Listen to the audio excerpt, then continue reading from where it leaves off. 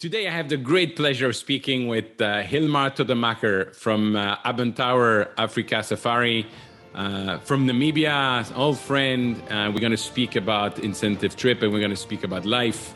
Enjoy the conversation with Hilmar. Hello and welcome to a new episode of the Business of Meaning podcast. Today, I am extremely happy to speak with a friend almost from the other side of the world compared to Florida. Today, I have the great pleasure of speaking with Hilmar Tonnemacher. Hilmar is from Namibia, and he's going to let us know where is Namibia for those who might not know that. And he's the owner and founder of Abenteuer Afrika Safari, which is an amazing company in Namibia. We're going to talk about this now, but Hilmar, thank you so much for taking the time to speak with me today. Hey, Eric, it's always good to hear from you. Thank you. Thank you. And for those who are watching on the YouTube channel, I see that two lions on the screen. One is in the back of the picture and one is Hilmar. You really have to see that. It's just amazing what you're doing in Namibia. I remember being there on a fam trip, and instead of saying, oh, you could do this in Namibia, you could do that in Namibia, and we were a small group of 4 people, you actually did absolutely everything. I'm going to talk about it during this episode. But before we get there, what's your story and how did you start in our industry? Sure, that's a big question. How much time do you have? Well, in a nutshell, I'm a small part of the Namibian population, the pale-faced or whitey Namibian-born. We are 13 different ethnical groups living here, but I just wanted to say that I'm very African. I grew up on a farm in the far south of Namibia. We had sheep, and when I was of age, I decided, well, we all had to do military training, of course. So after that, I decided that I wanted to do something different. So I thought I quite liked hotel bars because it was fun as a youngster to go and have a couple of drinks. So I thought the hotel industry was really something to go into. And boy, was I surprised because I never realized how much work it was there. But the one thing that I was taught as a growing youngster in Namibia was on the farm that if you start something, you finish it. So I finished it and I did hotel management and I finished my degree. And I did a finishing course, a senior executive course in Switzerland. And then I came to Namibia and I worked as the youngest general manager here in Namibia. And when I turned 30, I had a midlife crisis because I suddenly wasn't the youngest at everything that I was doing anymore. And I realized perhaps there's more to life than just one hotel. And that's when I discovered incentive travel. And it was, in fact, through an incentive company from South Africa that had a client from Europe. And they approached me as the general manager of the hotel. And they said, how do you feel about hosting a group for 100 people and not putting them into your beautifully newly restored hotel restaurant, but to go and put them outside on the beach where there is nothing? I nearly fell off my chair, but then a little voice in the back of my head, because my first reaction was, are you crazy? Go. But then a little voice said to me, listen to this. This could be fun. Yeah. And that's how I learned how I cut my teeth on the very, very first incentive. And from there, I realized incentives and events and being out of the box is much, much more fun than being stuck to a hotel with a couple of outlets. Absolutely. And that's how it all started. It's create memories that people remember all their life because it's different, because it's unique. Yeah, that's exactly it. So, in fact, I'm still a hotelier. I just have so many more outlets and so many more beds to sell in this country. And lately it's not even only Namibia. We also work across the border with our neighbors, South Africa, Botswana, Zimbabwe for Victoria Falls. And to, as you correctly said, to create memories. And that's what gets me going. And it worked on you because we created a memory with you 25 years ago and you still remember it. Absolutely. It's just phenomenal. And you're such a giving person. Because I've been doing meetings, events, incentive trip in over 50 countries in the world for 20 years.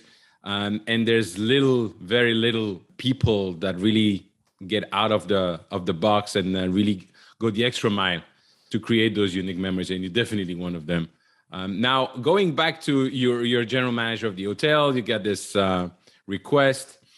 What decide you to finally create your own company, which, by the way, going to celebrate 30 years of Abenteuer Afrika. So congratulations. But what was the trigger? And what were the fears of starting your business at that time? Eric, to be honest, fear was never something that even factored in the equation. You started something and you did it. And for that same reason that I carried through with being a hotelier, even though it was totally different from what I'd originally expected.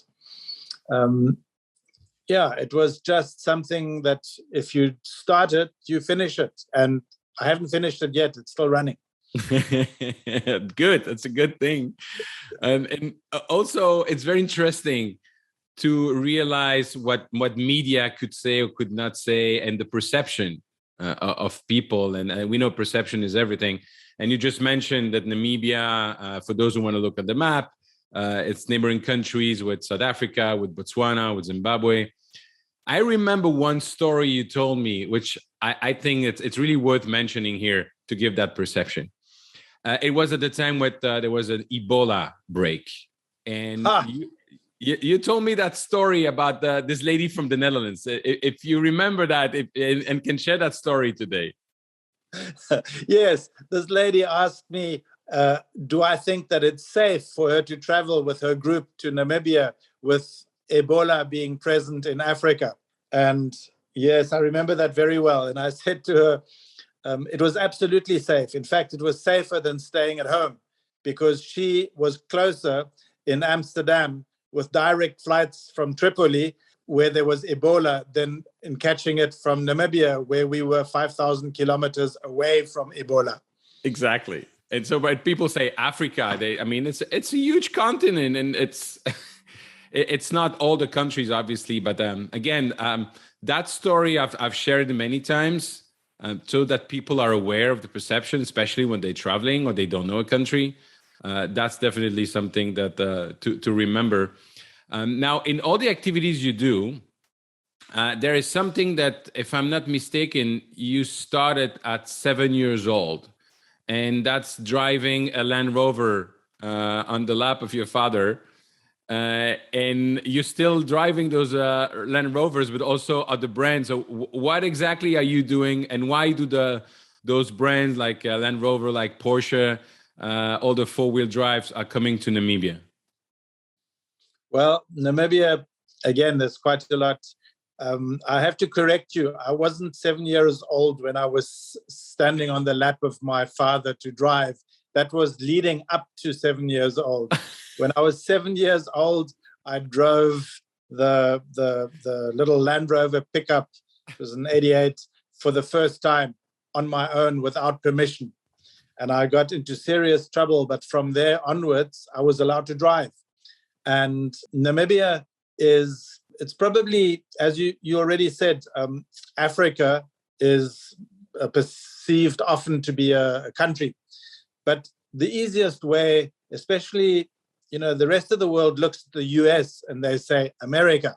But that is also, and that is more of a country if you take the different states, but still they have all their different identities. In Africa, it's very much like that, except that each and every state would be independent. Then you have Africa with all its countries in it. And Namibia is, if one uses the prior name of Southwest Africa, then you've pinpointed it spot on where it is on the map. So as you said, South Africa is in the southern tip of Africa, and then Namibia is on the northwestern coast, just north of South Africa, south of Angola. And Namibia is the size of probably taking Texas and Oklahoma together. Then you reach more or less the surface area of Namibia. But we have a total population in Namibia of 2.5 million people. That makes Namibia one of the least populated countries on earth. And that is one of the reasons why we do the 4x4ing, because it is a huge country with beautiful, beautiful nature. We have the world's oldest desert. We have of the world's highest sand dunes. The Namib Desert, after which the country got its name, is considered a living desert. That means there is life everywhere, in every sand dune, in every rock face, everywhere there is life, be it little creatures or little plant life or lichens that are growing there, but there is life everywhere. And the sounds, I remember the sounds when we had this dinner in the Namib Desert, the sounds are amazing. Yeah, and sound just travels. And because there is no light pollution, you have stars from horizon to horizon. So at night, the night star, I mean, you remember us sitting next to the fire and looking at those stars. Yeah, so it lends itself to driving and 4x4 driving, because it's dirt roads, it's back roads. We only have asphalt, tar road, north-south and east-west. It's 95% of all roads are sand pistes. So it lends itself for 4x4ing. And all those brands that I mentioned to you, Land Rover is a little bit of a love-hate relationship, because, they say all Land Rover drivers go straight to heaven because we've already had hell on earth. I didn't know that. But if you love Land Rover once, you will love Land Rover forever. Of course, we use other brands in the company, but personally, I'm a Land Rover man, still to this day. At work, we use Land Cruisers, Toyota Land Cruisers, and Mercedes Sprinters and Ivecos and all the brands, really. But what we've done in the past is we have positioned almost for each brand of four-wheel drive that has done a launch of their vehicle. So we have done the groundwork for the launch. We have done all the tracks, the planning, ensuring that the vehicle is shown from its best capabilities, because that's the important thing. You want to show off your vehicle. So if I can take any car and I can make sure that it gets stuck so badly that nobody will ever want to buy it. So you want to avoid that. Yes. So that's why vehicles, we are very, very vehicle driven. Of course, air travel is by private charter, like we did when you were there with your group. Yeah, I remember we landed. It's like I was going to say paysage, like in French, but you see all around. You feel like you're in the Mad Max movie, and then on the top there's little bubbles, and that's the Rostock Ritz, which is a beautiful hotel overlooking everything. It was phenomenal. Yes, exactly. And that's also, flying is such an integral part of travel in Namibia. So if you have a little bit of budget, because it's not that expensive, it adds to the total budget at the end of the day. But Namibia probably offers of the most affordable charter flying that you can do. And it becomes affordable because it's not just a scenic flight, it's a means to an end.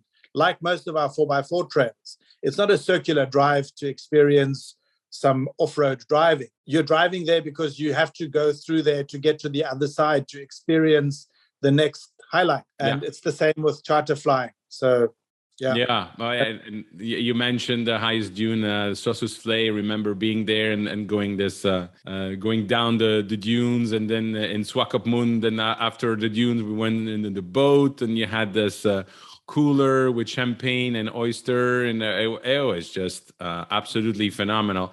And again, this is not a sponsor episode or whatever. I just love what you do, and what I really wanted to share also with people listening is your journey as an entrepreneur. So for the last 30 years, you've owned your business in probably the most exciting industry in the world that are really bringing people together and creating unique experiences, but also the industry which is the first affected when there's a crisis. And you've been to many crises, and we're just discussing, how do you prepare for a crisis as a business owner in our industry? So what did you learn in the past, and what did you put in place to go through this last one with this pandemic? Well, I can start off by saying that nothing prepares you for a pandemic like we've just gone through or are in the middle of. We haven't gone through it yet. Right. But I think being a conservative thinker, I'm an out-of-the-box thinker when it goes for ideas. But to make them work, I have to be 100% sure that it's going to work. I don't leave anything for surprise. And it's the same with your business. If your business is doing well, the temptation of drawing money, members' interests out of your business, living the high life, that is a big risk. If you do that, then there are no reserves. And we have always been very conservative. It doesn't mean that we're not living well. We're living exceptionally well. Also, lifestyle in a country like Namibia is measured differently than it is in the US or in Europe. We don't live extravagantly, but the nature around us, the sunshine, the fresh air, the good food. Namibia's beef is phenomenal. I mean, South Africa exports their beef and they import ours. So that says it all. We have one of the richest fishing grounds on earth. So life is very good here, and you don't need to spend a lot of money. So if you live, and that's the business, I think, wherever you are, if you live within your means, then there is always some fat left for when trouble starts. One does need to recognize when there is trouble. You cannot stick your head in the ground and just wait for the inevitable to happen. You've got to look around you and take every possible opportunity of turning a dime to keep your company afloat. Previous difficult periods were a small drought.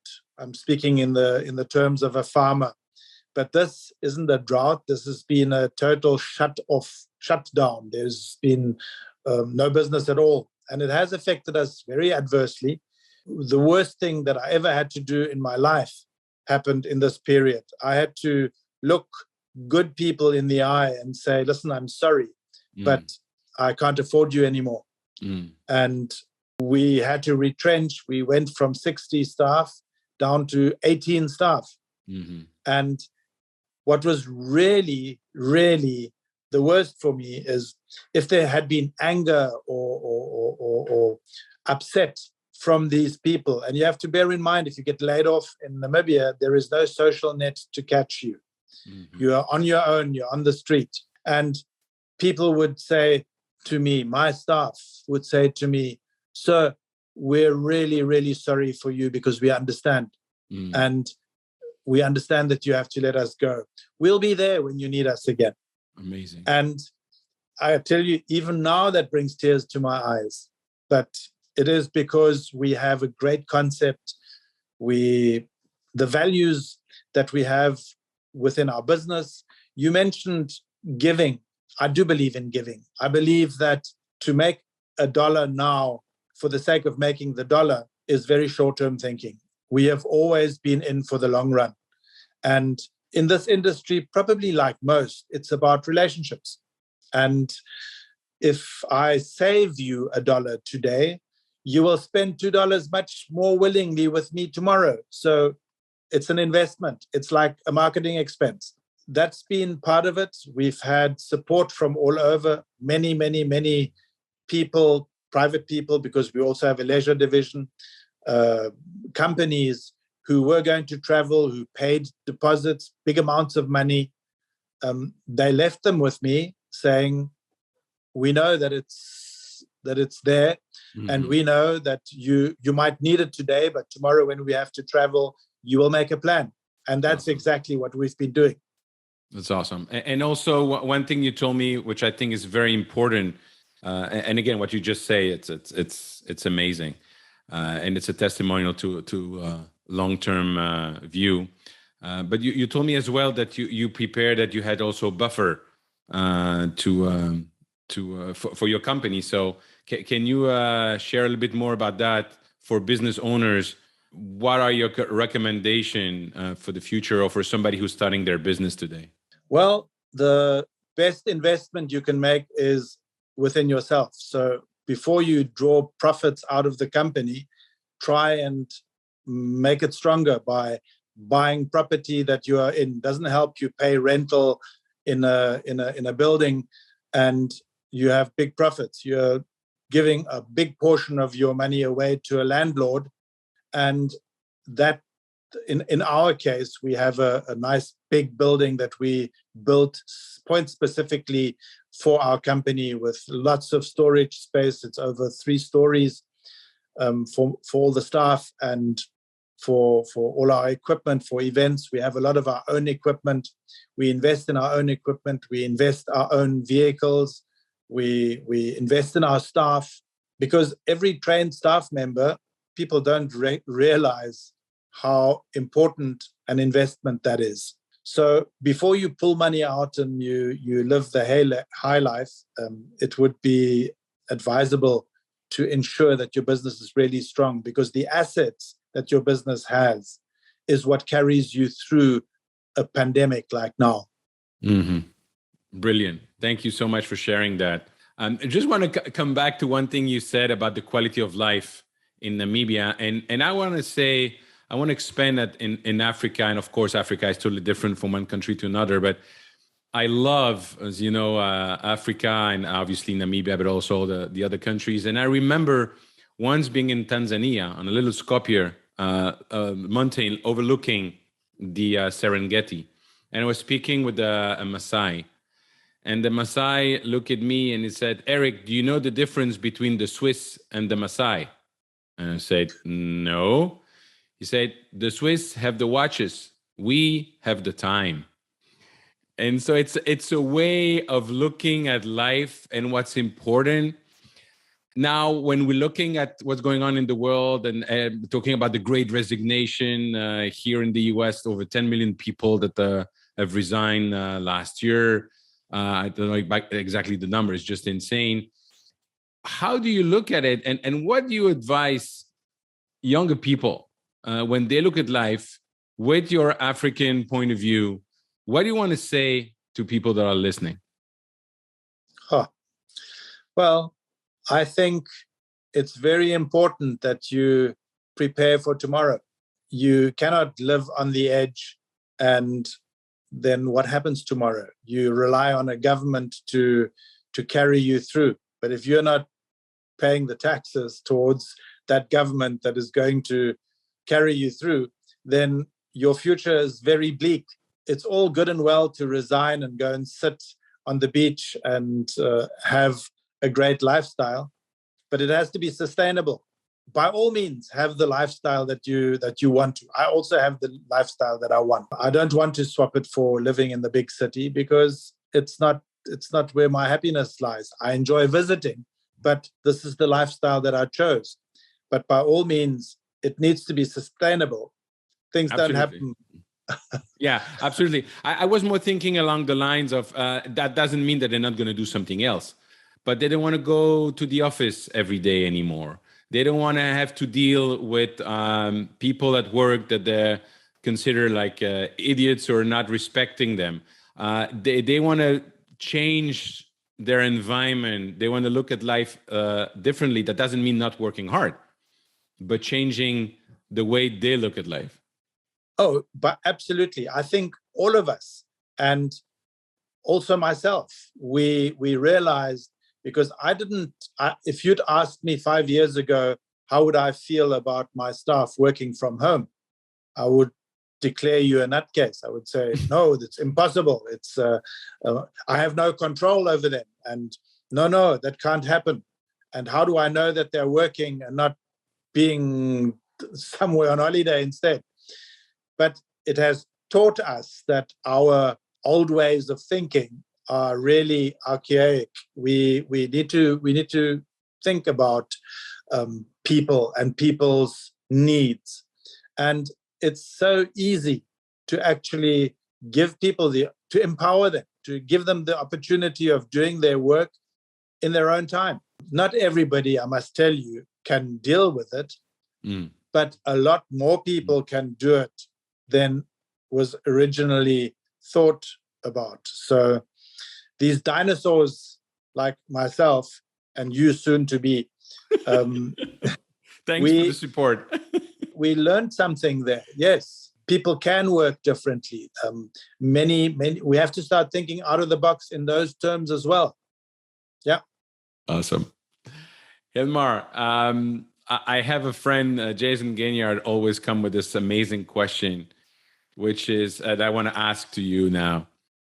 In 1 year, when we meet face to face with a bottle of champagne, what are we going to celebrate? Life. We're going to celebrate life. I love it. I love it. As we say in my family, l'chaim, to life. It's so true. It's the best toast you can have because it's really what it's about, isn't it? Absolutely. And I can't wait to see you again face to face. Thank you so much for taking the time today to speak with me. For those who want to reach out to you, how can they reach out to you? Well, our company is called Abenteuer Afrika Safari, which is German for Adventure Africa Safari. We are found on any, you just find our website. That's the easiest. Otherwise, you can Google Hilmar Tonnemacher. You'll also find it. So we are here. You can't really, if you put in Namibia, you will come to us because, you know, my nickname, Mr. Namibia, it's there. That's the reason why. And I can't wait to be back there and to see you again. Thank you so much, my friend. Super. Okay, Eric. Hilmar, thank you so much for sharing your experience and your knowledge with us today. Great nuggets that you share, especially when preparing for the unexpected in your business and for the future and enjoying life. Ladies and gentlemen, if you like this episode, please share it in your network. And if you want to reach out to me, you can go on LinkedIn or join my Facebook group, www.evenbusinessformula.com/group. Thank you.